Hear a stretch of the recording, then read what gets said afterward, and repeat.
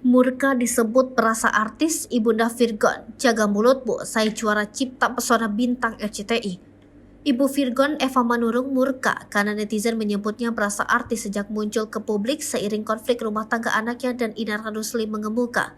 Eva melampiaskan amarahnya sekaligus memberitahu kalau dirinya merupakan artis di masa lalu. Keset kaki, bila tahu dan gak asal bicara. Saya tahun 80 sudah bintang radio televisi, ungkap Eva Manurung.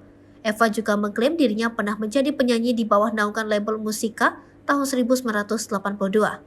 Saya artisnya Musika Studio di tahun 82 sampai 98. Tahun 90-an saya juara paparnya. Eva kemudian menghujat netizen yang menghinanya. Jadi mulutmu jaga biar gak serendah itu kau.